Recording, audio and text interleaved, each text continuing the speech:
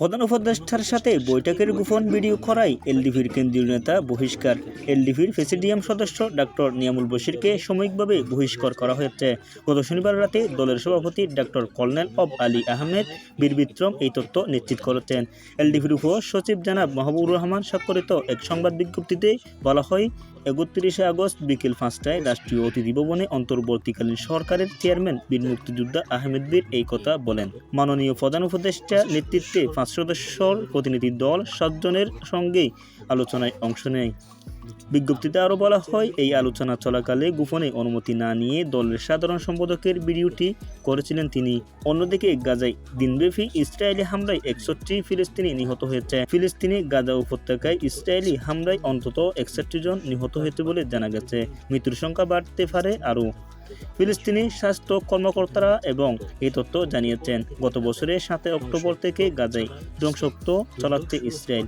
যুদ্ধ শুরু হওয়ার পর থেকে সেখানে 40,691 জন নিহত হয়েছে এবং আহত হয়েছে 94,060 জন। জাতিসংঘ স্বাস্থ্যর মতে গত বুধবার পশ্চিম তীরে ইসরায়েলি হামলা শুরু হওয়ার পর থেকে 20 ফিলিস্তিনি নিহত হয়েছে। এর মধ্যে একজন প্রতিবন্ধী এবং বেশ কিছু শিশু রয়েছে।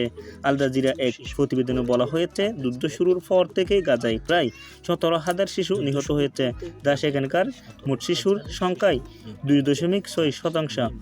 7 অক্টোবর 2023 সাল থেকে সেখানে প্রতিদিন প্রায় 53 জন শিশু মারা যায়। প্রতিদিন 72 জন নারী পুরুষকে হত্যা করা হয় বলে জানা গেছে। অন্তত 10,000 মানুষ এখনও নিখোঁজ রয়েছে। এদিকে পশ্চিম তীরে জেনিন শহরে ইসরায়েলি সেনাবাহিনী ভয়াবহ অবরোধ মুখে রয়েছে।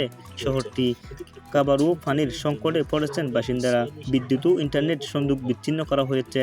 পশ্চিম তীরে কয়েক দশকের মধ্যে সবচেয়ে খারাপ সামরিক অভিযান চালাচ্ছে ইসরায়েল। গতকাল অভিযানে অব্যাহত ছিল। তাহলে ভিডিওটি থেকে কেমন লাগলো বিস্তারিত অবশ্যই আমাদের কমেন্ট বক্সে জানাবেন এবং আপনি যদি আমাদের চ্যানেলের প্রথম হয়ে থাকেন আমাদের চ্যানেলটি অবশ্যই সাবস্ক্রাইব করবেন। আসসালামু আলাইকুম ওয়া রাহমাতুল্লাহি ওয়া বারাকাতুহু।